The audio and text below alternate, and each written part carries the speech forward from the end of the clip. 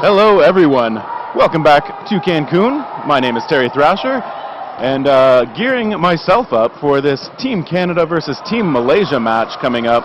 I got my first look at the Canadian women last night, and thought they looked pretty sharp, and Team Malaysia also looking pretty sharp in their match earlier in the day, so obviously these are two potential gold medal contenders, two favorites coming into the tournament, and I'm pretty excited to see how they play.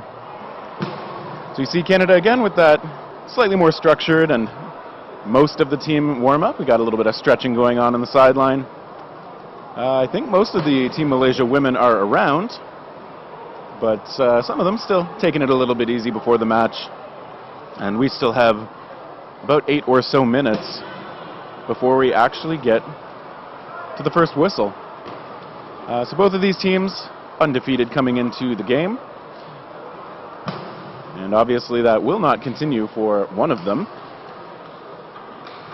And what I'll be curious to see is I feel that the Canadian style, from what I saw yesterday, and admittedly only one match, was aggressive and using a lot of very accurate throws, coordinated and timely. Whereas the Team Malaysia style yesterday, they had some good counters. They played a more cautious style though, ultimately trying to absorb pressure, trying to wait for moments rather than really trying to create those moments themselves. So a little bit of a difference in styles this time. We see a little bit of coordination again from that Team Canada warm-up. You see the windmill throws. We mentioned them yesterday, both of the O'Quinn sisters, number 10 and number 18, Jess and Jack O'Quinn, as well as Kenley Croft, number 77, also a very capable underhand thrower herself. In reserve, Team Canada has JC Morris, who also seen her throw out some pretty good windmills at the Canadian National Championships. We also see them working on a bit of catching right now. I feel Team Canada has often tried to have a reliable catching game. So you can see number 25, Lynn Kirkpatrick, longtime Team Canada player. Formidable catcher from my time playing against her, certainly. Very good at getting into that form where she just kind of squares up to the ball and just tries to absorb it into her torso. And meanwhile, Malaysia just doing a little bit of back and forth. Some of the men's squad involved helping with the warm-up as well. You can see them on ball retrieval duty for this match, supporting the women's side as well.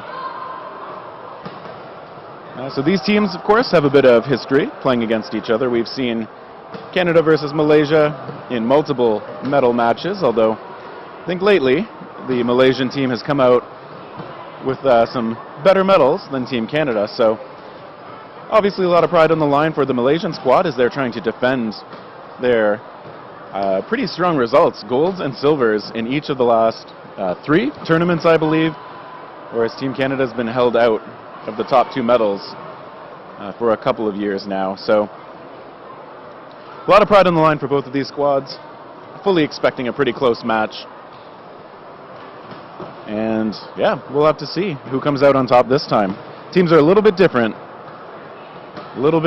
than previous years. And just talking a little bit more about what else is to come later today. So on this court, following Canada-Malaysia, you're going to see Hong Kong and Mexico at 1:30 Eastern Time. You will also see, following that, a men's match between Great Britain and Hong Kong. And then, continuing the Hong Kong stretch, we'll have a women's match between the Hong Kong team and Argentina. And then we will cap today with 2 men's matches between Canada and Australia at 6 p.m. Eastern, followed by Malaysia, Mexico at 7:30 for the final match of the day. And also warming up on Court 1 today, we will have a match between New Zealand and Hong Kong on the men's side. And on Court 2, also a men's match, Australia versus Great Britain. And personally, I haven't actually had a chance to watch the Great Britain squad all that much yet, just about 10 minutes. And so I'm looking forward to actually getting to see them play, be able to analyze how their debut tournament, their debut foam tournament in the Worlds competition goes. Obviously, cloth dodgeball has a pretty long history in Great Britain, and so we're really interested to see how those skills and that style of play ends up transitioning to foam for them.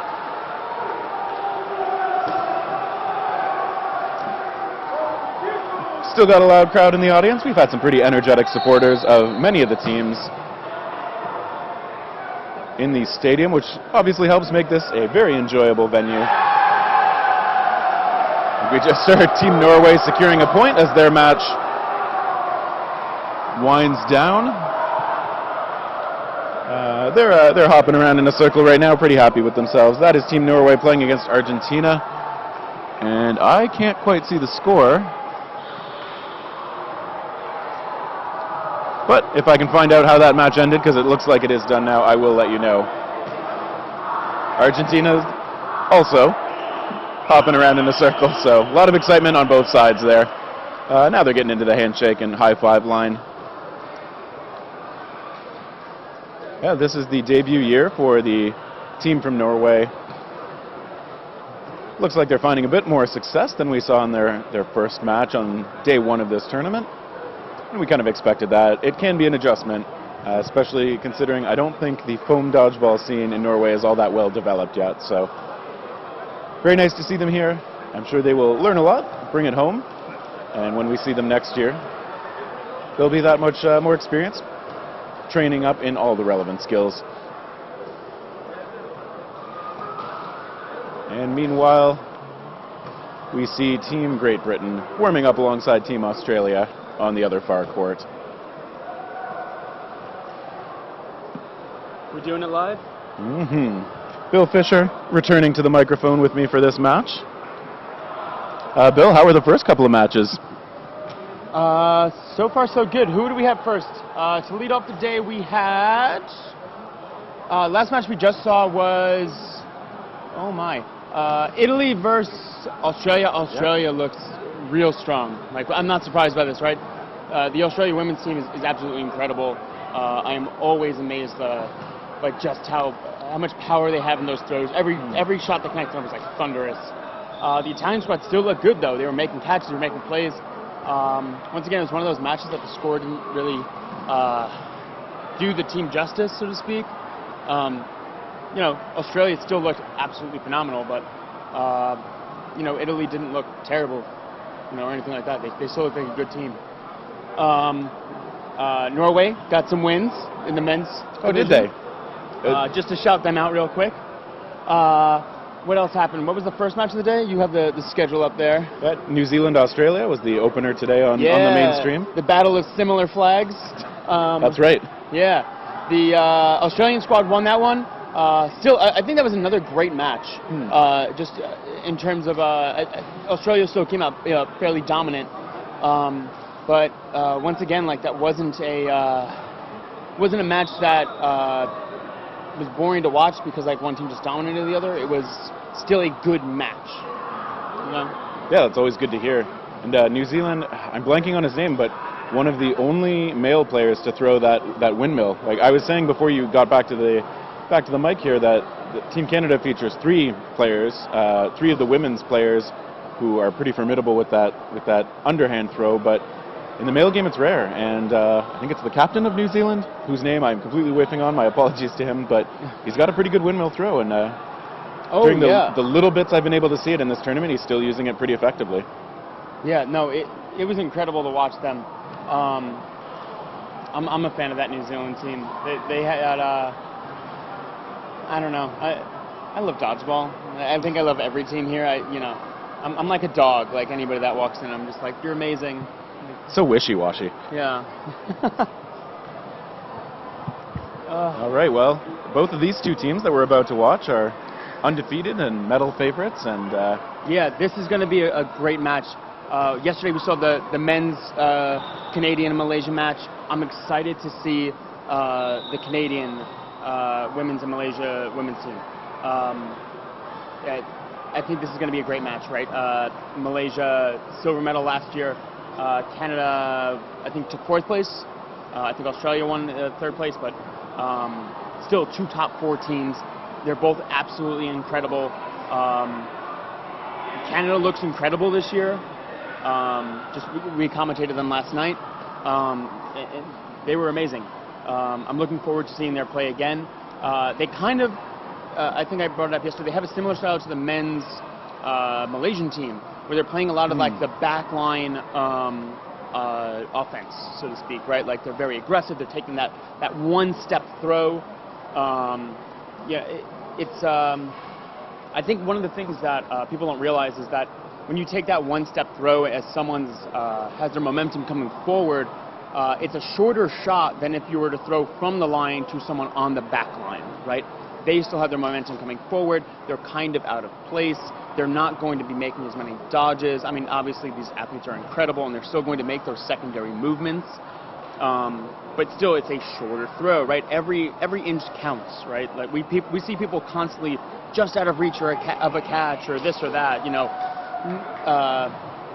every inch matters in terms of this throw. This ball doesn't slow down much, but it still slows down as it goes. So, you know, taking the best shots possible and hitting your target. And so, yeah, I'm excited to see this match and what it does. Let's see what it do. Yeah, I mean, as we also said yesterday with the Malaysian team, they've been playing a little more defensively. They've been waiting for their opportunities rather than really trying to create those opportunities out of nothing. So definitely different styles, and yeah, definitely looking forward to seeing how this shakes down. We are very close to the opening whistle. 20 minutes on the clock for the first half. Yeah. Also, I'm following the chat on Twitch. I want to see more hashtag commentary. Yes, always appreciate seeing that, I have to say. Twitch was asking for you this morning. I don't know what that says about me, but they were asking for you. I mean, you just need to find your own hashtag. That's what I think. Someone make me a hashtag. And as we see Coach Vic running down the Canadian line, giving it the high fives, I think the ref was just like, hey, hurry up. And here we go. And it begins. We hear some cheering already from the Canadian side. There we see an aggressive shot right away from O'Quinn. Yeah. This time coming from the right side instead of that lateral to the left that we often see being the one delivering the opening throw from the Canadians. That was a bit different too. Ooh, connects and yeah, double tap. Yeah, good integrity, knowing that's what that was too, and taking that out. Yeah, Shauna Rowe. You see the two players who were hit out with one ball, giving a little hug there. Bad break for the Canadians and a good one for Team Malaysia, but they lose a player as well in the early going. Just to call it out, Malaysia had a strange kind of opening shot. Usually you see the pitch to the middle and they take a shot on the other rushers. In that case, they pitched it straight back and they took the shot straight on. I'm a fan of that shot as well. That's an exposed corner, so to speak. They haven't gotten their balls yet. So it was an interesting shot to take, and it keeps that side paying attention, trying to catch them off guard early on. So I like that play by Canada to open the series up. Yeah, it's big shot from Mora, but blocked cleanly. Yeah, it's probably the quickest throw if you just pitch it straight back and have that player immediately step into a throw. Canada now no balls in hand, and Croft struck out. Excitement from the Malaysian sideline. I have to admit, these jerseys that Team Malaysia is wearing today, much harder to read the names and numbers on the back of them than yesterday. So I apologize if I don't always get the names or numbers correct. They're just a little difficult to read from up here. Wow! There we see a big catch. That's a catch you don't see often. Gray's ball was caught despite 2 balls in hand from her target. That feels good when you can make a grab like that. Mora struck out as well. And now it's just Mackenzie Pinnett remaining for Team Canada against 4 from Team Malaysia. Pinnett electing to throw that second ball, and it connects. So good aggressive play, and now throwing a bit of a sidearm and an overhand. We're seeing some great shots. Good velocity. There. Good job getting a ball on it, knocking it into the ground, staying alive. 5 balls, 6 balls for the Malaysian side. Oh, she snares it! What a catch! What What an effort from Pinette. I think the refs are talking about whether she may have hit the sideline perhaps, but that was a huge effort either way. If that catch stands, that'll be bringing back Jessica O'Quinn. Oh my God. And the refs are talking to the two sidelines again, bringing in the coaches, the captains.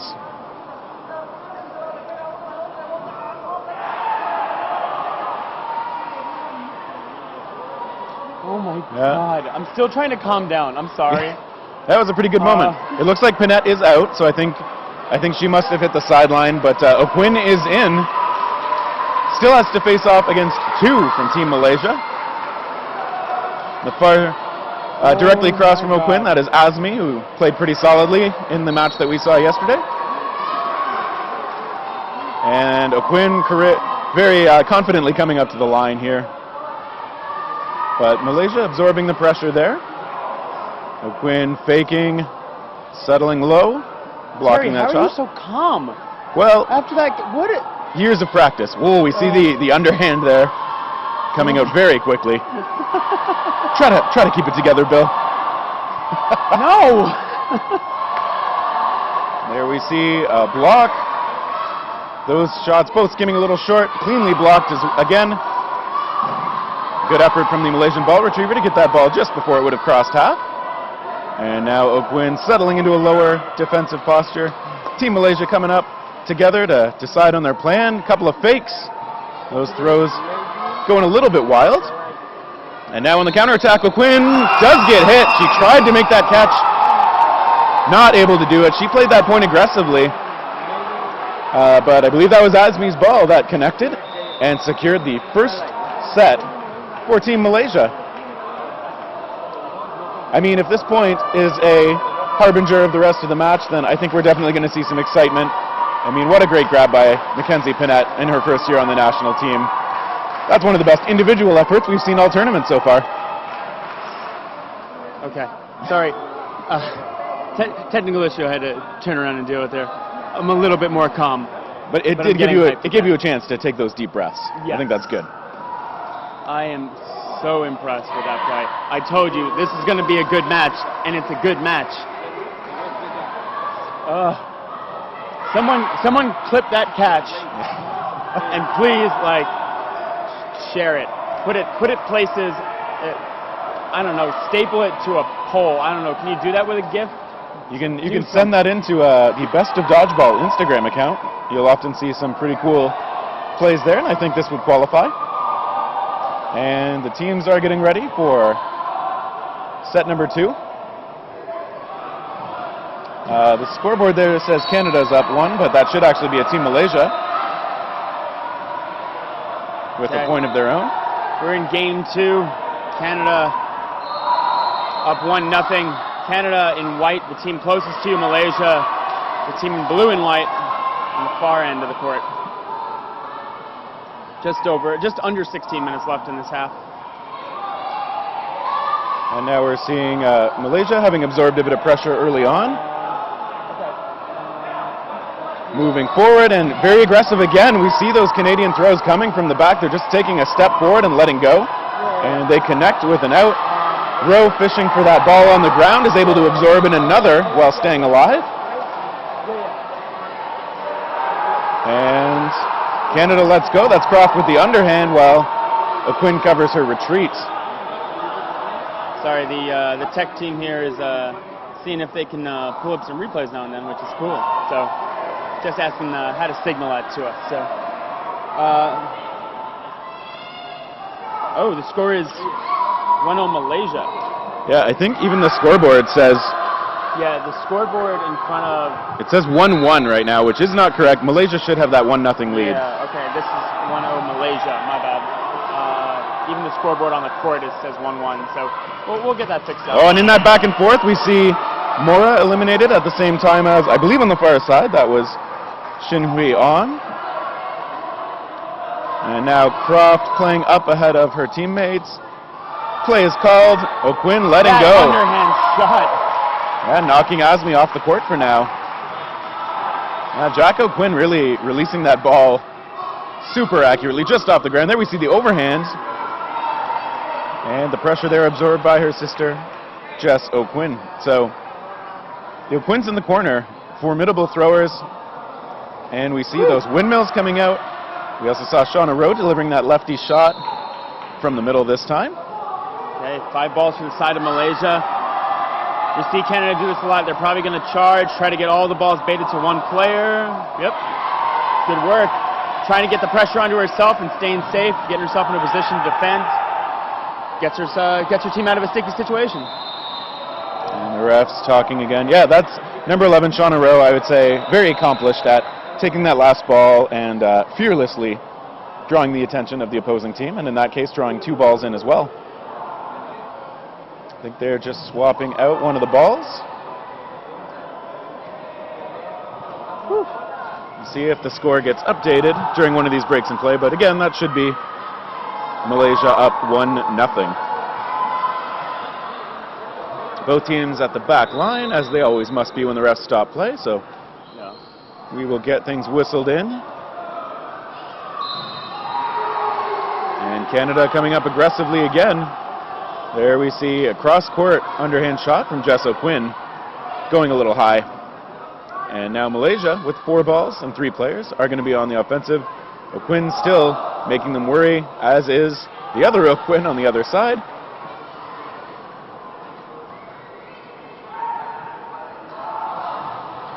Canada regrouping. We see the defensive play call being made as well on the Malaysian side. Good block, counter. Yeah. Next, both out though. Yeah, Jess O'Quinn hit out. And it is now a 4-on-2 in favor of Canada. Ooh, connects. Yep, great shot under Rowe. Malaysia bringing it a little closer to even. They still have 4 balls they're going to be throwing here. And we see a... Oh, that was a connect first. That wasn't a catch. Yeah, Jack O'Quinn with the catch, but after she'd been tagged. Still, I suppose it's good to let your opponents know I would have caught that if that first one missed. And now the 2-on-2. We see that throw just missing Pinette. Okay, just for some context for the people at home, essentially the score on the screen is the score on the floor. They can't reset the score on the floor, so it is 1-0 Malaysia, not 1-1. Yeah, I mean, if Canada wins this, then nobody has to do anything. The score will be right, but Malaysia's still in perfectly good position to contest the set, so you see Croft and Pinette coming up on offense. And the counter not taken this time. 1 ball to the side of Canada. Yep. Let's see how. I'm always interested to see how teams. Oh, connects and stays safe. There's that aggressive play. This is it. 1-1.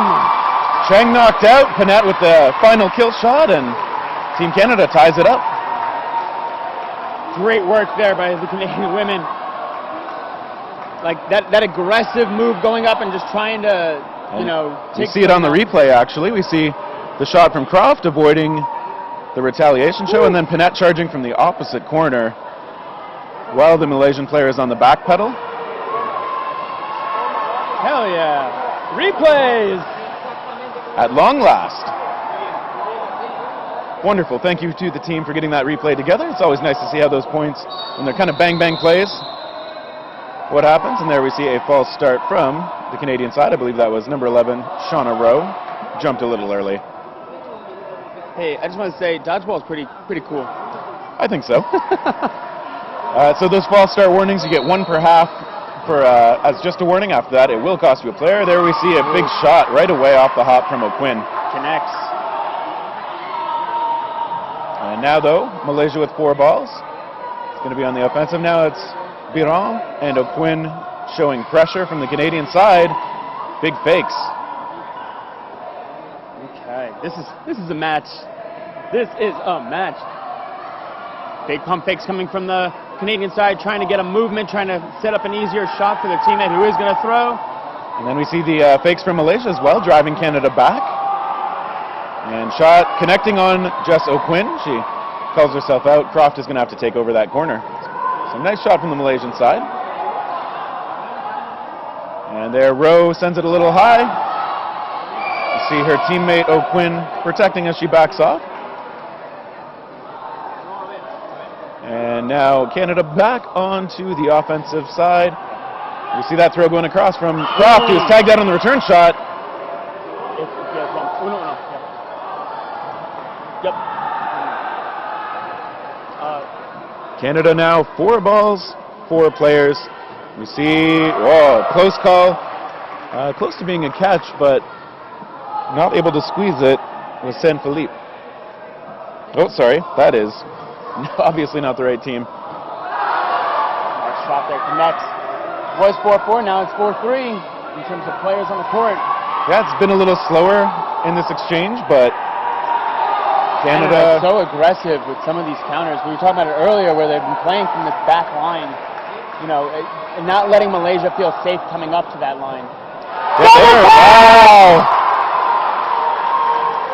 You don't see those too often, but wow. What? What is this game? What a play! Yeah, we are seeing some catching heroics from the Canadian women. That is a type of athleticism that not everybody has. No. I don't know what else to say. Yeah, Biron countering there, another aggressive play from the Canadian side, but the Malaysians tag up and stay safe themselves. Yeah, and you saw the really smart evasion there. When that shot was thrown, good counter again on O'Quinn. But sometimes when Malaysia's taking those shots, they're letting their follow-through carry them all the way to the floor, making themselves a very small target, because they know that aggressive shot is coming from Team Canada. So Malaysia adapting. Croft with a couple of good blocks. And now she's going to get to call a play, share it with the teammates. Gray holding down the right side. Croft and O'Quinn the ones to throw. Gray covering the retreat. Yeah, 5 balls again for the side of Malaysia. Look for the aggressive play from the center of Canada, trying to force the play onto herself. We'll see if they buy the... Yep, they tag her, but she gets one for herself. That's a good trade. When you're up players... Oh, big shot. Just chests her. Yeah, Gray knocked out, and now we see the one-on-one Malaysia's throw. That one blocked cleanly by O'Quinn. And the one-on-one continues. And a shot there, blocked by the 2-ball grip. And as that ball rolls back to the Team Malaysia side, it's going to be their throw, but O'Quinn challenging, very aggressive. Still 1 ball in hand, and just slides out of the way of that shot. Gotta say, those ball retrievers are looking pretty smooth. Very safe throw taken there. And now kind of yielding the initiative to Canada. O'Quinn lets go with an underhand. And O'Quinn, it looks like she connected on a really low underhand shot. That player who wasn't sure if she got tagged, Megan Eng, thinking that maybe it had bounced first, but the ref confirming that that was a hit. So Canada now with their first lead of the match. We can see on the replay how that developed as O'Quinn came to the line. It was Malaysia's throw, but O'Quinn very confident, completely willing to come up to the line and just letting go with that O'Quinn mill to finish off the point for the Canadian side. And now as we return to live, you can see that nobody was hit off the opening rush, but Malaysia armed with 4 balls because, of course, Canada threw. And we see a good block by Mora there. As the balls are back in play, and now Canada with those extra balls, 5 in hand, all of them throwing so well, and we see 2 casualties from the Malaysian side as Peng Yi Lo gets knocked out, as well as one of her teammates. If I could read that number, I'd tell you who. That was a big swing coming out real fast there. 3 players knocked down on the side of Malaysia. Pretty sure, yeah, those throws coming in really cleanly, and wow, that one not able to be blocked cleanly. And so Chong heads off as well. There we see again some of the Canadians who don't have a ball in hand. Oh, we see a ball coming from the other court. That's all the way from the Australia-Great Britain game being returned to them.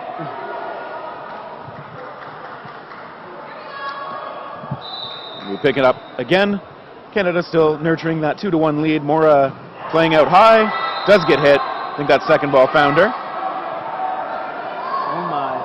Okay, let's see what this Malaysian side can do. I think they're going to want to tie it up here. Let's see what they can do with the play. Nope. Super aggressive plays.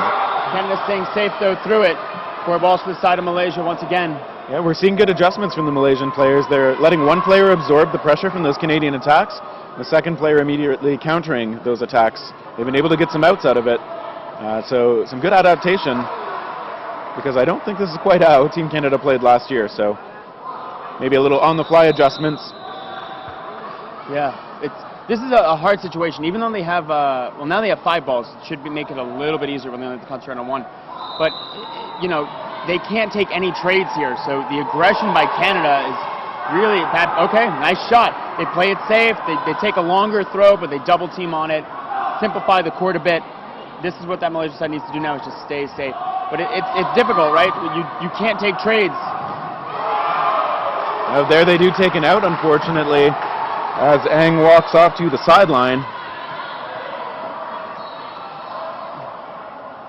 And 5 balls for the side of Malaysia. Yeah, good throw, just missing Gray. 6 balls for the side of Malaysia. And the charge from Croft, not electing to throw this time. Okay. Look for, as she hits that, okay. Big counter!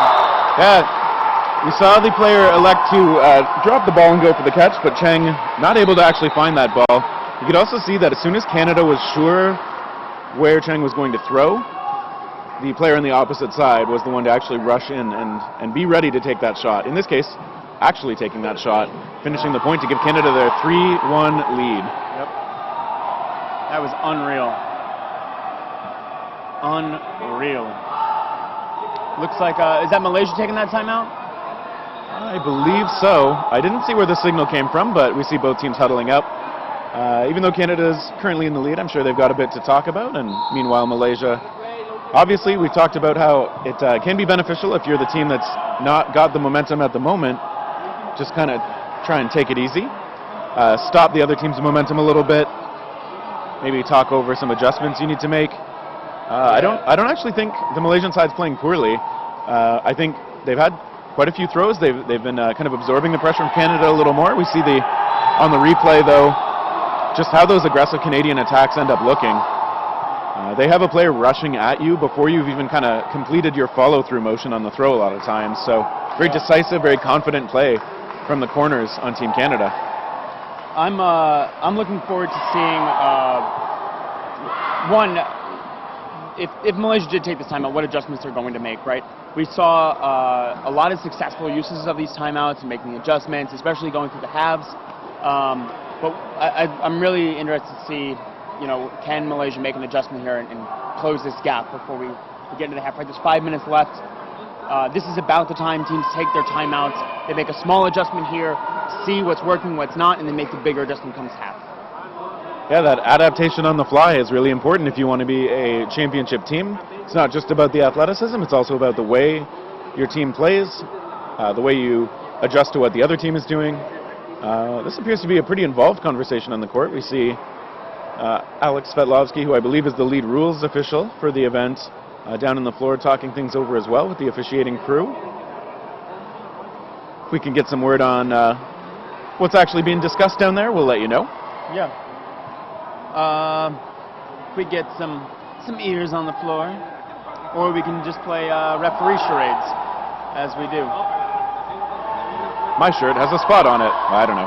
We're not great at charades here. No, terrible. I used to play competitive charades, but I was ranked last nationally. Huh. And, yeah, I'm not good. We'll practice between breaks here. Yeah. You see assistant coach Beth Vilsesh on the Canadian side walking down the line to do the handshake high five thing, low five maybe.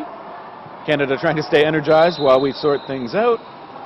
And we hear the whistle saying it's just about time to get back to business. Yeah, I'm interested to hear what happened there. So with just under 5 minutes remaining in the first half, Canada has that 3-1 edge since yielding the first point to Malaysia. And wow, we see Some good back and forth. I think Jess O'Quinn hit out, but we saw the threat of throw from Jack O'Quinn on the left side, drawing attention away from Canada's delayed attack off the offensive. That shot bouncing before it connected. Canada, though, trying to protect that ball as it rolls back to their side. So I got a clarification. So the ref discussion there was what is acceptable ball squeezing and what's not. So that's what that discussion was. Yeah, shot onto Pinette. And Canada down to just 5. And we see a shot onto Croft connecting. Cheers from the Malaysian sideline as they manage to work the players down. So now Malaysia with the 5-on-4 player edge. And bit of in the scramble there. Moore lost on the Canadian side, as well as one of the Malaysian players heading to the sideline as well. Now they've got that 4-on-2 edge. Aggressive play again coming out from O'Quinn. Mora on the other side elects to hold her ball. Each Canadian with 1. O'Quinn blocking that second shot cleanly. Yeah, so it looks like Malaysia, took a successful timeout. They look a lot more composed and, another hit there. Yeah, they connect. O'Quinn gets tagged in the arm, and now it's just Lisa Mora at this point, sending one a little off the mark, blocking. Oh no, grazed by a shot, calling herself out. And Malaysia managing to take that timeout break and turn it into a point. Only down 1 now with 3 and 14 seconds to go in the first half. We expected a tight match, and so far so good. Yeah. Sorry to cut out there for a second on my side. Just some technical stuff with the instant replays, trying to make them as good as possible. So, yeah, we haven't always had the luxury of those replays of some of those really exciting moments, some of the really decisive moments. So the more we can work into this broadcast, the better off everyone's going to be, I think. And in the meantime, though, Malaysia now, it's their ball first. Canada electing to pressure the line, even though it's Malaysia's shot. And Croft eluding the throw as it comes her way. And we still see that play calling from Team Malaysia from the middle, even though they're on defense. They want to make sure they know what their plan is. Good evasion there. Okay. Team Malaysia now back on the offensive with 3, and we see Canada still trying to control that space. Yeah, connects there. But 1-for-1 trade. Doing a good job of getting that ball and not leaving it in a dead zone. A lot of action going on here. Yeah, despite all the back and forth, it's just Rowe on the Canadian side who's knocked out, and Lowe on the Malaysian side until now. Okay, we have just about 2 minutes and 20 seconds left on the half. Once again, once you go down to 0, it becomes no block. Each team will start with 3 balls in hand. So as we get to that 0-second mark, look for balls to just start flying rapidly, trying to get some outs before the no block begins. And we see Malaysia holding the line this time, tagging out Mora, who could not clear that ball on the jump. O'Quinn tagged by 2 on the return. She seems a little frustrated. Yeah, she's been playing very aggressive and very successful with it. That one just seemed like a bit more overextended than normal, though. She had a lot of cover on herself. But yeah, it's three players apiece now. Let's see what these sides can do. And we see Pinette again with that throw from her knees in the back corner. Still delivered with confidence, but Malaysia eluding that. And now Croft with the only Canadian ball, playing defense, looking threatening, and avoiding 2 shots her way. Yeah, good job getting themselves out of that 5-ball situation. That Team Canada now with 3. Croft is the one to throw. Pinette and O'Quinn covering on the retreat. And meanwhile, we see Team Malaysia now equipped with 4. Oh, wow. It stuck to her for a second, but then popped out. And Jack O'Quinn has to head off to the sideline. That one sounded like a solid connection that was caught, but no such luck. It popped out. And there we see a nice shot from Pinette connecting, and that evens the player count again. So Team Canada, Team Malaysia in a bit of a slugfest point. Let's see. 2-on-2. We have just about 30 seconds left. Yeah, we hear the 30-second count from the sideline coming in. When that gets real close to that 5 to 0 second kind of stretch, we're going to see the balls fly. And Croft with a block.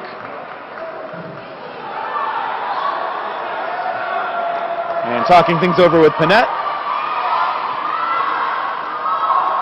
And we see, the ball retriever hit hard, and those shots toward Croft missing. So we've just got a 2-on-2 situation. 2-on-2, no block coming into this first half. Once again, the ball is an extension of your body, so you can still make a catch using that ball, but if you block the ball, you are out. Once again, there are 2 halves, as most halves are. Each 20 minutes. Teams start from the back line, 3 balls for each team, despite the number of balls they ended the half with.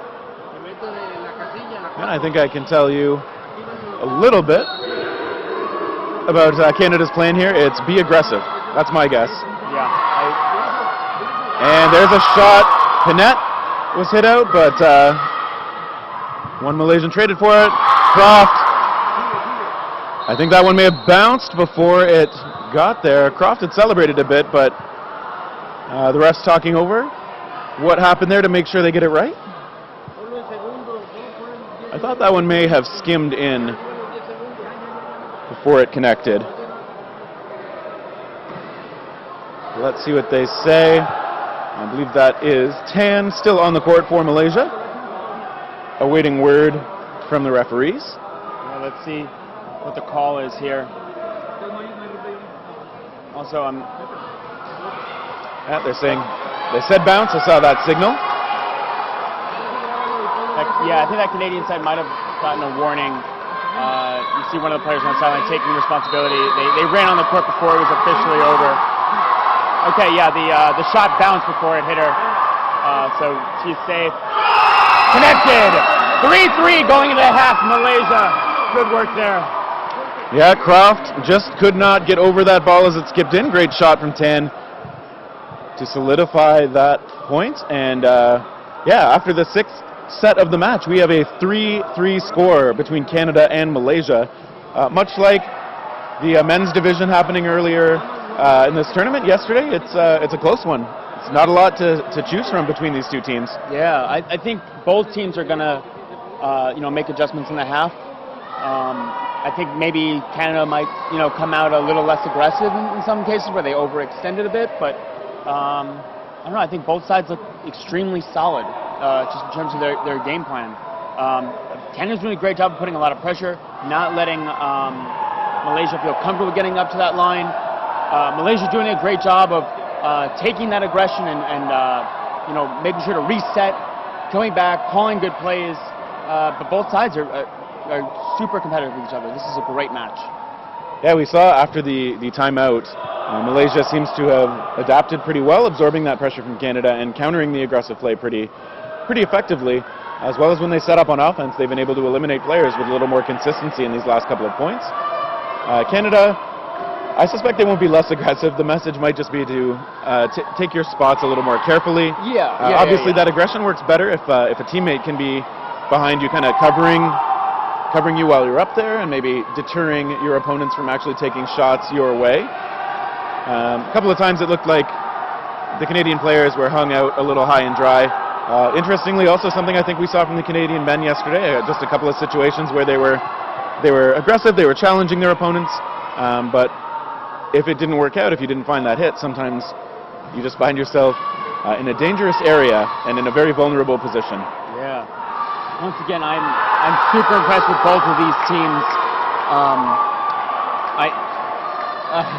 I don't know. This is a great match.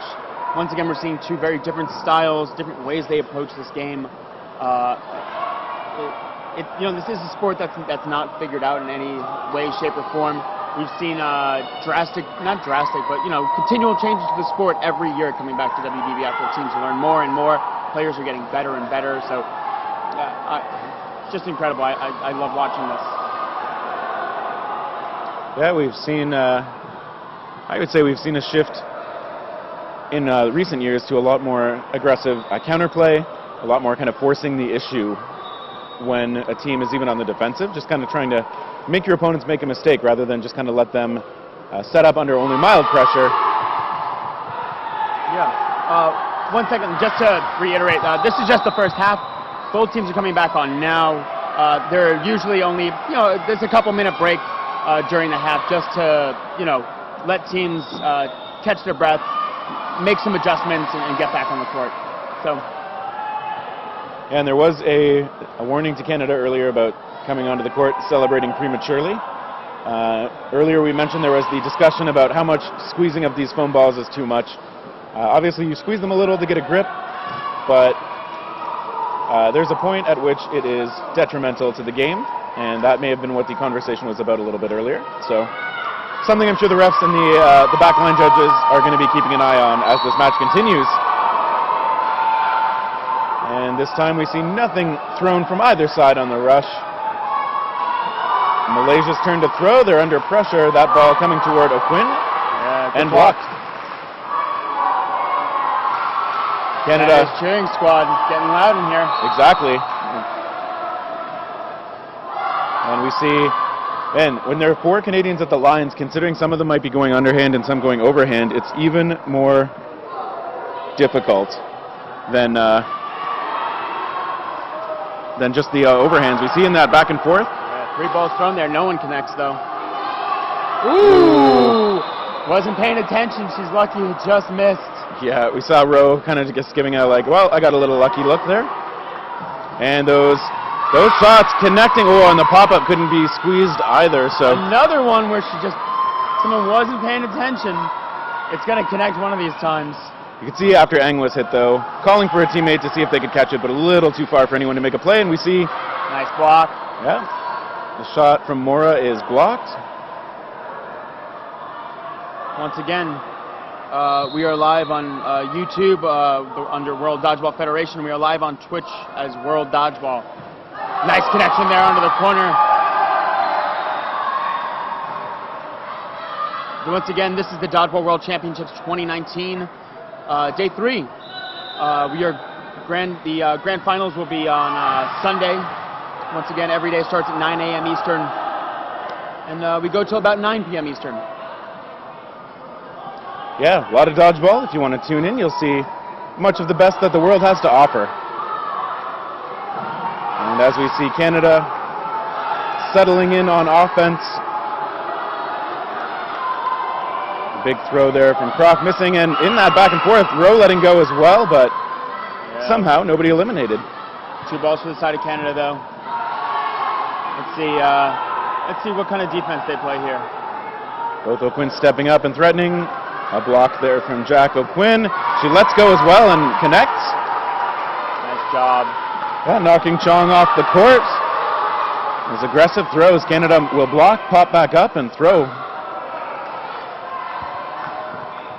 And now with the player edge, they will be up to the line. And nice, we see both O'Quinns electing to throw well. Yeah, the high and low. That's usually pretty deliberate. Gets kind of hedging your bet, making one ball hit one place and one ball hit another place. You know, they jump or they dodge. At least you have that second ball trying to hit someone.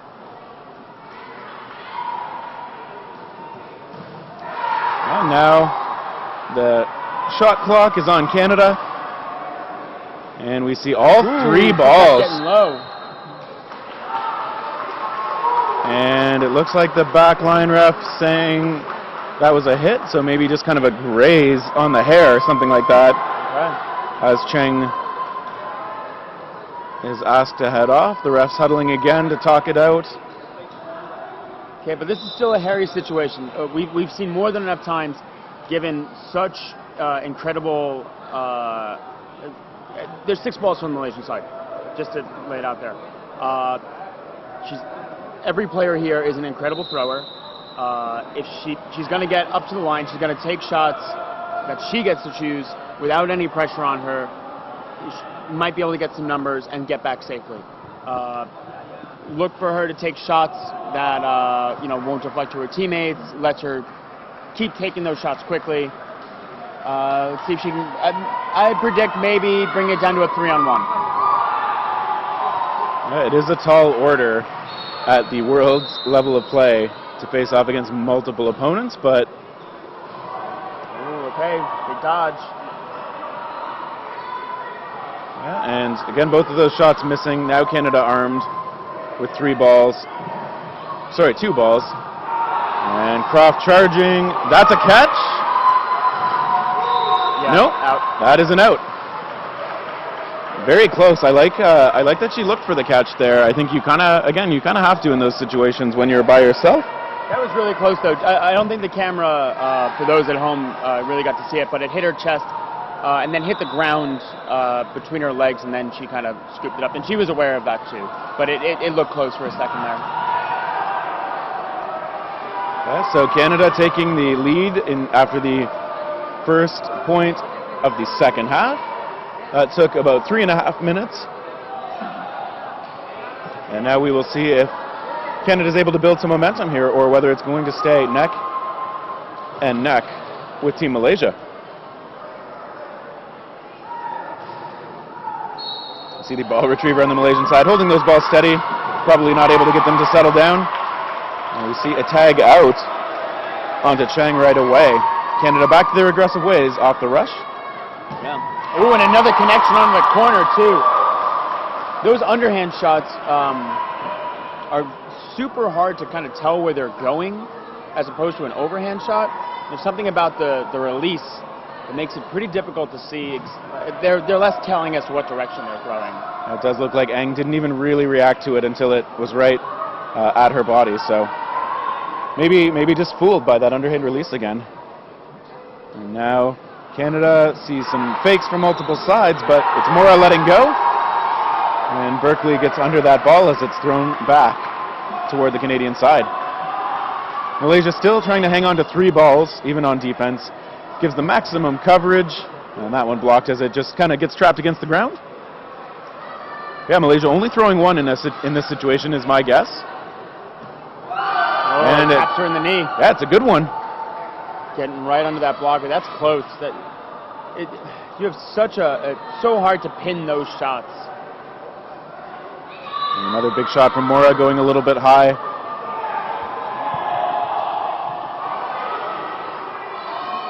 And we see pressure from the Canadian corners, but I think at this point Team Malaysia knows what to expect.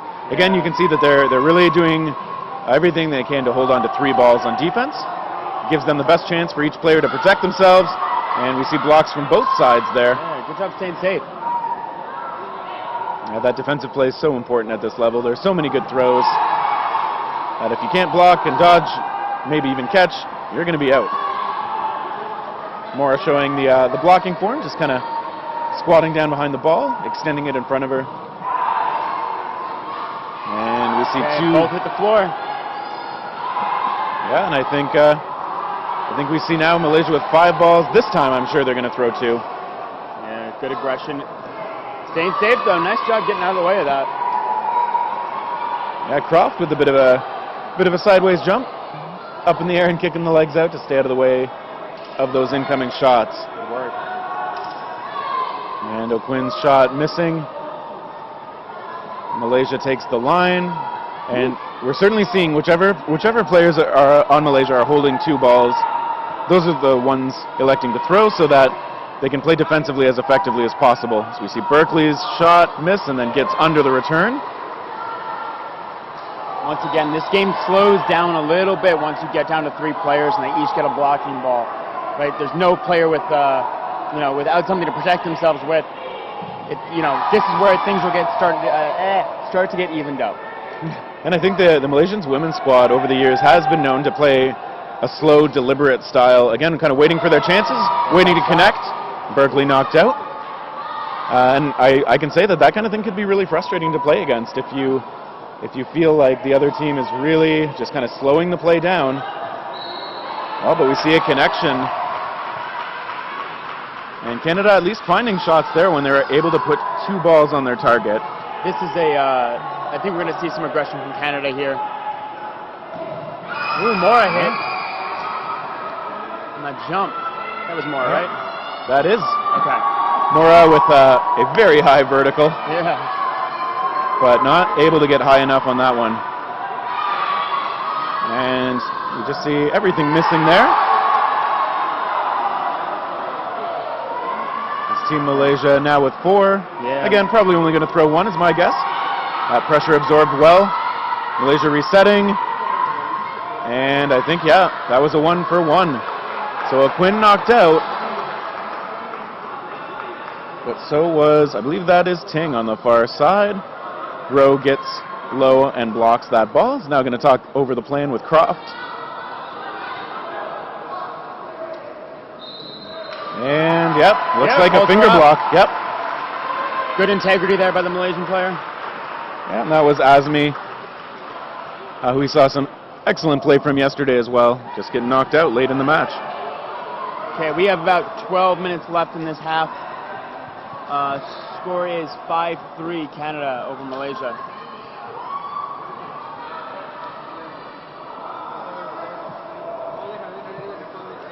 So Canada with the 2 points so far in the second half to take that 5-3 lead. You see the shot from Panette, yeah, but returned and knocked out.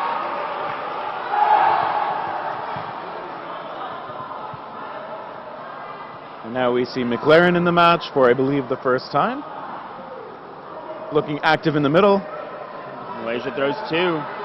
Choose to give up the tempo and attempt to get a big out, but can't connect anywhere. Yeah, I would imagine they don't always want to end up playing from behind, so some aggression early on to try and get themselves ahead would be helpful. Oh, frustrated with herself there. Yeah, nobody wants to drop the ones that they feel like they could have had. Yeah. Close call, but unfortunately no luck. Ooh. And we see another connection as Canada now doing damage with those throws and evading the counters. It's got to feel good for them, and we hear the Canadian fans cheering loud. 5 balls to the Canadian side, staying safe, but there's a connection.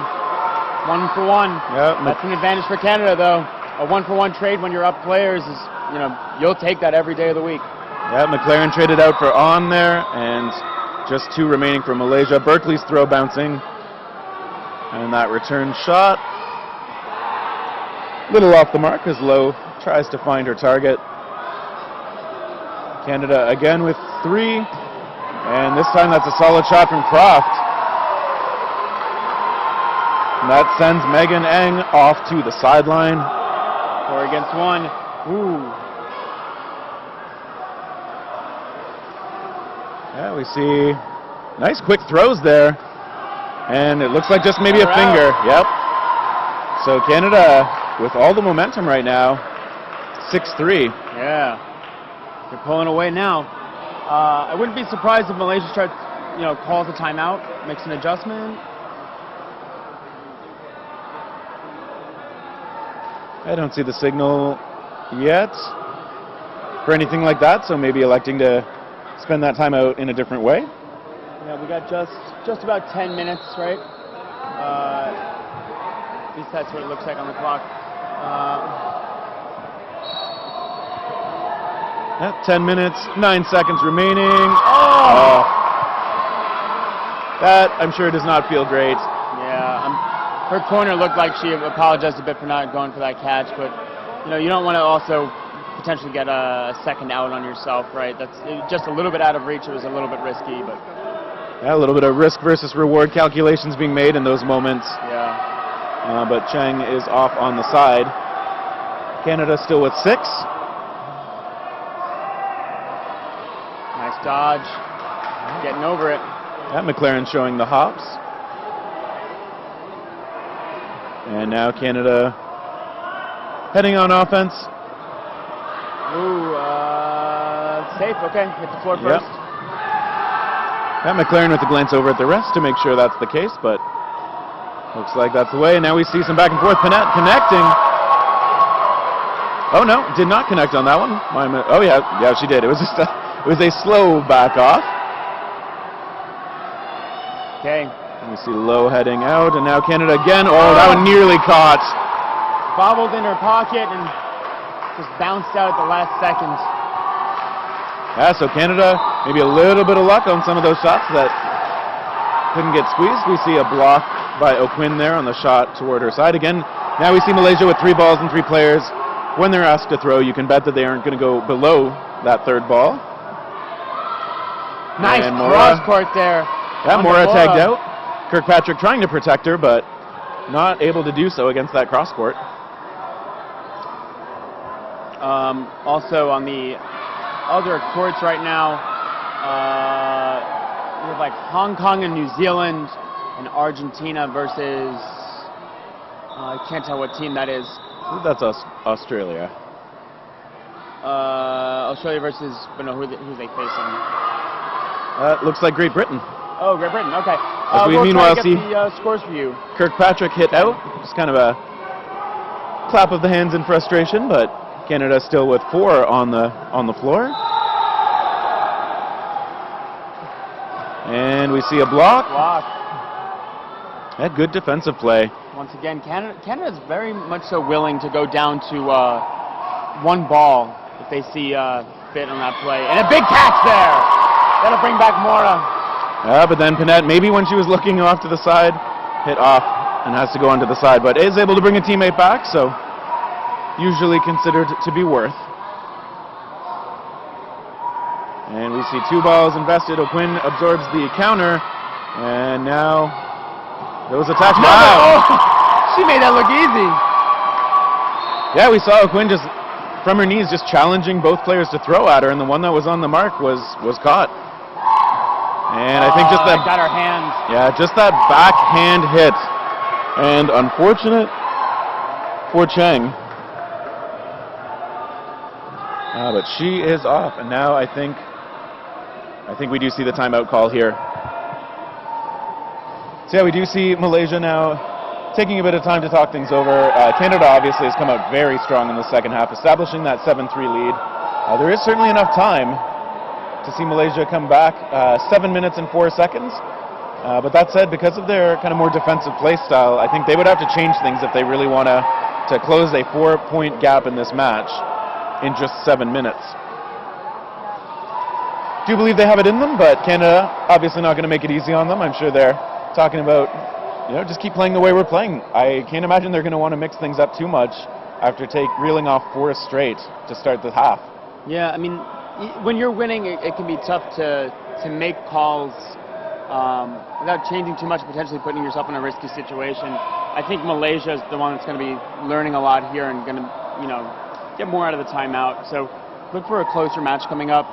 Especially once you get that feedback and you make those adjustments, usually they pay off pretty quickly. Especially at this level, right? Where you tune something up and Canada won't be used to the changes just yet, and so we've seen a lot of success come from timeouts so far. And I think a lot of the athletes at this level are flexible enough in their skill set that they may have a way that they prefer to play or role on the team that they most often are playing, but they're able to flex into different situations, different styles. We see positions are fairly fluid on a lot of these teams where you don't necessarily see the same players in the corners or holding down the middle all the time, but as the teams break, well, at least one of the teams, I think we hear the whistle saying Malaysia also needs to get themselves ready and on the line.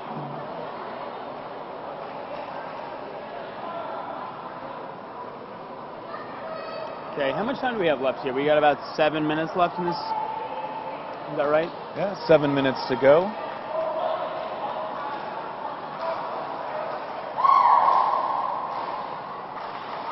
And we hear the sidelines trying to keep things fired up for Team Canada. Malaysia a little more stoic at the moment. And we see a shot immediately connecting. Probably not how Malaysia wants those points to start. Probably. Another one. Oh, big connection again. And the counter is unsuccessful. Okay. Canada's on a roll right now, and they get a third offensive chance right now. Those ones missing. No counter coming from Malaysia, but I think this is what we're seeing. Canada's more accurate on their offensive throws than Malaysia is on their counters right now, and that's a big part of why Canada seems to have those player edges, although as I say that, Julie McLaren knocked out. Okay, 5 from the side of Canada. Oh, gets above that blocking ball and knocked into her chest. Knocked out. 5-on-3. Once again, look for play to slow down a bit. Outs to come a little less frequently. Oh! I hate when that happens. You pump fake a little too hard and knock yourself into the ground. In Toronto, we call that the Sizravi. I'm sure every area has their own. And Canada now still with 4 players, 3 balls. Oh, I'm sorry, Mark. Don't be sorry. He enjoys it. And we see 2 balls at 2 different targets. Whew. Okay. Is that 1 ball left to the side of Canada? Yeah, 5 balls here. Let's see. Okay. Canada. Yeah, they lose 2. Malaysia being very productive with that 5-ball attempt. We've seen Canada be really successful at being down at 1 ball and forcing plays and playing on their terms. But Malaysia connects with 2 there. That's big. I don't think we've really seen a lot out of Malaysia for that. So, good work by them. How about they do have those accurate throws as they show, knocking Gray off the court. Yeah, Malaysia now looking to go down to that 1 ball and feel confident there. Good pressure coming from the side. Good job, nice footwork, staying safe. And we could see, as O'Quinn was coming to the line, you could see Lowe threatening from the far side. O'Quinn electing to take that shot, the windmill missing, and we see the attacks coming from both players, but O'Quinn stays alive. And now slows things down. Jack O'Quinn sends a low shot to the opposite corner. Comes to the line again. It's a fake, steps into this one. And the shot will still be on O'Quinn as there are 4 balls on the Canadian side. And now we see those rush counters coming. It is! Yeah, big shot connecting. That's big for Malaysia right now.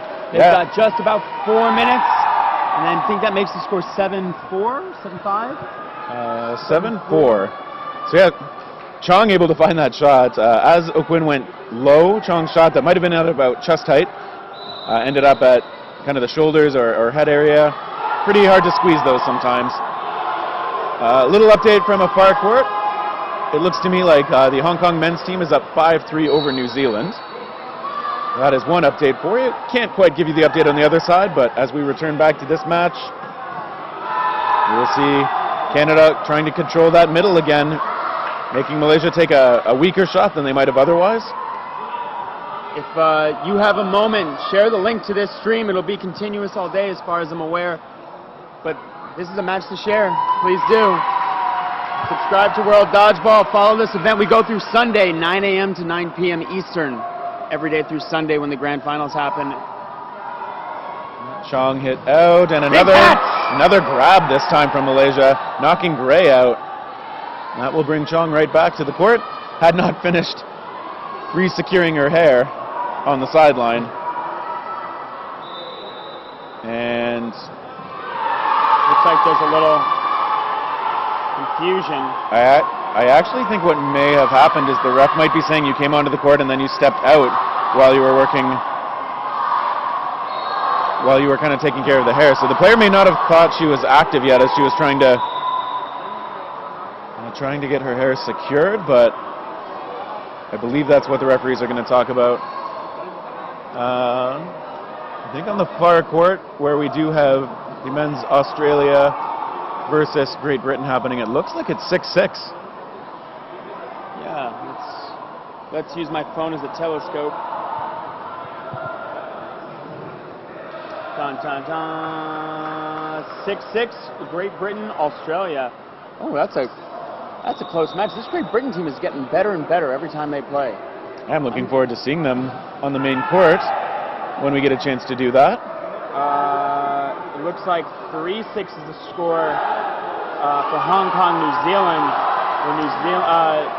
Hong Kong being up. Both of those are men's division matches, by the way. Yeah, Hong Kong extending their lead a little bit. The referees still talking. Looks like they've called head rules official. Yeah, this is a discussion on the rules quick. We'll be back with the action in a moment. Yeah.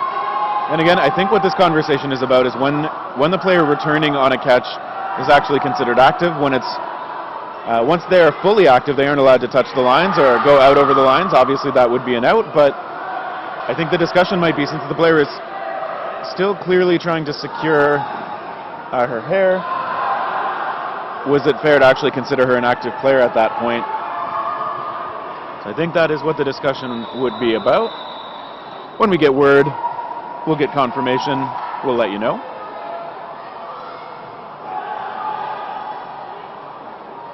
And we see... How much time is left in this half? This is 3 minutes, 6 seconds. I think it's possible that Malaysia can still take this. I also think it's possible that Australia just scored a go-ahead point, maybe even a winning point over Great Britain. Because I saw a lot of cheering and exuberance from their side. Okay. Yeah, so I still think it's possible that Malaysia takes this. What would have to happen is, I mean, with 3 minutes left, the most likely scenario is Malaysia finishes this one. They have to finish another one with some time remaining. And if there's any time remaining on the clock, they have to start another game, and it will go into no block. So look for Malaysia to be playing this pretty rapidly. Yeah, they have about 3 minutes to play, and if they can take 2 sets in a minute and a half each, with even 1 second on the clock, they would start another point. And if hypothetically they were down 7-6 at that point, they would have a chance to win the sudden death portion, force a 7-7 tie, and then move to an extended overtime period. Canada, of course, not interested in having that scenario play out. So Canada is going to look to continue their accurate throwing and counterattacks and just really just kind of keep control of the play as best they can.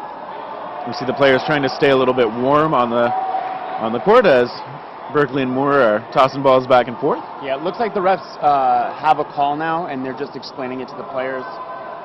That way there's no confusion with the players or... Yeah, so... And we do have confirmation the discussion is about when the player becomes live when returning to the court from a catch. So I guess we will have some idea of what the verdict is when we see whether... I believe that was Chang returning to the court on the catch. Might have been Hui Shan Chong, actually. Yeah, that's going to bring them up to 6. For those wondering, we take these calls very seriously. We even talked about how it's still very possible for Malaysia to win this. Having a 6th player is going to give them different options. So it is on both. It's on both sides want this call to be correct, right? So the refs are taking their time. They're trying to get it right. Rushing just to get the action going again, will leave some confusion and all that. So the refs want to be accurate and precise. We see. Okay, cool. All right. I think that's a reasonable call. I think it was pretty clear the player hadn't really been part of any play so far. So even if it was a bit of an ambiguous situation, I think it's reasonable in this case that they opted to call her safe. Back into the action now. 4 balls to the side of Malaysia. They're going to have to act quickly if they want to still take this match. There's the first shot. Being productive. Yeah, Kirkpatrick knocked out. And now we'll see if Malaysia is able to use that time to their advantage. Canada huddles up, talks it out. We'll see who throws. We see a couple of shots coming from the middle, as well as a follow shot from Moore off the right side. That ball was 1 foot over. That would have been a ball for the side of Malaysia. Instead of a ball rolling out of bounds just for Canada. Canada huddling up again. We'll see if the Malaysian corners elect to rush. And we see, I think, 2 hits there for Canada. Yeah. Okay, you got about 2 minutes left on the clock, I believe. It's getting tight. As both Lowe and Chong eliminated, Moore gets under that ball. I'm actually surprised we saw an extra throw from Malaysia. This is one of those situations where I think once they get 3 balls, they will tend to hang on to them, but maybe trying to play a little more aggressively with a big grab. Mora's ball was caught. Malaysia gets another player back. A couple of big grabs coming out of this side. The throw toward Berkeley misses the counter, comes high from O'Quinn.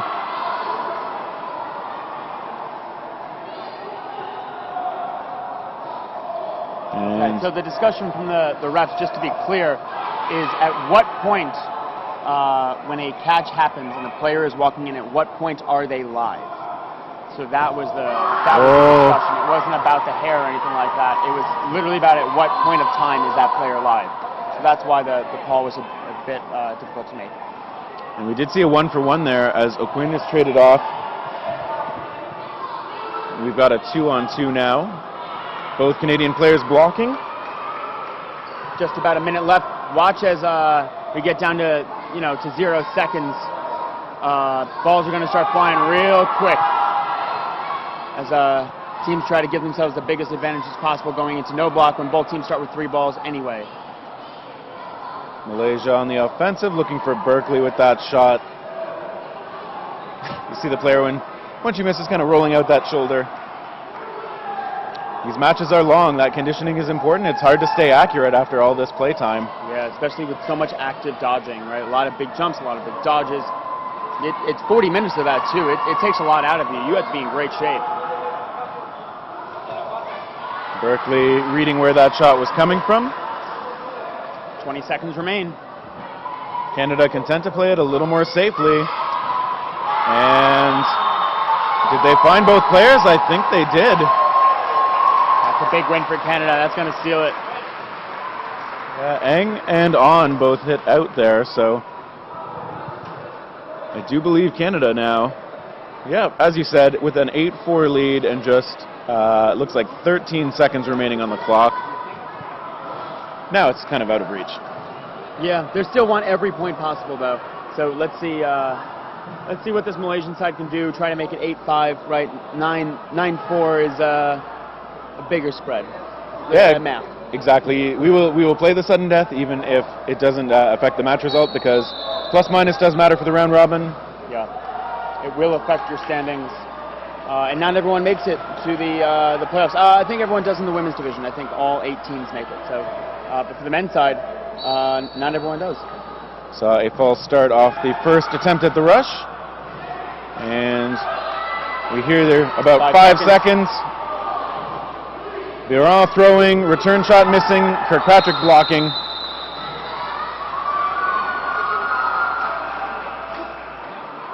And a lot of damage done. Biron, maybe the only casualty. I think on the far court, Hong Kong up 8-3 now over New Zealand. And we're going to see how sudden death goes between Canada and Malaysia. Kirkpatrick dropping her ball, looking for the catch.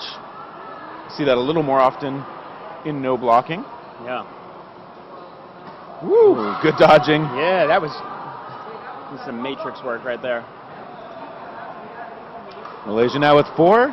They've had some accurate throws in this half. And those runs don't connect. On the Canadian side, all 6 balls on the side of Malaysia. Oh, 5. Berkeley now has 1. Berkeley throws it and does get hit out. 1. Oh no, it wasn't 1 for 1. She missed her shot. Yeah, I think that time she missed, but was tagged out. So Malaysia now with the player edge, 6-on-3. So it was a smart play from Berkeley. I think trying to get multiple balls drawn to you there to give your team a bit of an advantage. I think that's a smart play. You know you're going to lose someone, but I think Malaysia played it very well overall. And we see another accurate shot coming in as Kirkpatrick had a chance to catch that ball, but wasn't able to do it. McLaren, the lone remaining Canadian, we hear some fans cheering for her. Oh, and she gets 1 hit, but is tagged out on the return. Malaysia finishing at least with a little bit of momentum. They get their 5th point of the match. Canada taking the win 8-5. It was pretty close. I mean, Canada pulled away at the start of the second half with a pretty strong stretch of, I believe that was 4 straight. But Malaysia still had a lot of fight in them and at least made it a little bit closer at the end, securing that final point in sudden death. Sorry, I'm getting clarification. Apparently only the top 4 women's team make it. I didn't know that. That might be the case. It might not be all top 8 women's teams. Sorry, that's shocking to me. But yeah, Score ended up being 8-5. Still a close match. I think if these two teams play again, it's going to be even closer, right? You learn a lot playing an opponent multiple times. And so the official rule on when a player becomes live when they're caught back in on a catch, they become live once they are completely in the boundary line. So I believe the conversation would have been whether the player they were talking about was actually completely in the lines. 1 foot in doesn't count for actually making that player live one more time. So just making sure that those calls are correct, as accurate and correct as possible. Yeah, okay, so only the top 4 women's teams make it. So this is a very important match. Yeah, obviously you do not want to drop games that might jeopardize your spot in the top 4. I believe the first women's playoff match will be on Saturday at about 4:30, and that'll be between whoever ends up as the 2th seed and the 3 seed. And after that, at 6 p.m. Eastern, you will see the number 1 and 4 seeds go at it.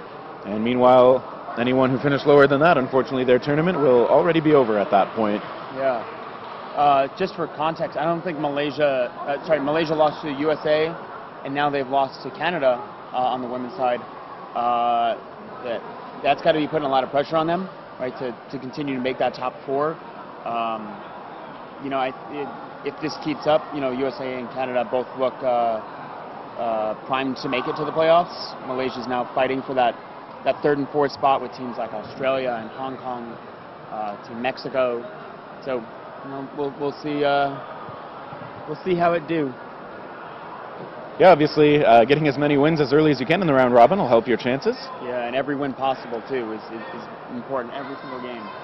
And speaking of some of those teams that are going to be looking for those 3rd and 4th seeds, if not higher, if they can do it, we will have Team Hong Kong and Team Mexico on this court starting shortly. So another women's division match coming up. A bit later in the day, you will be able to see the Great Britain team against Hong Kong in the men's division at 3 p.m. Eastern, followed by the women's, Hong Kong versus Argentina, and back to men's for Canada versus Australia, and Malaysia versus Mexico in the men's after that. We're going to take a short break and be back with you in a little bit. Yeah. My name is Terry Thrasher. And I'm Bill Fisher. And we'll see you soon.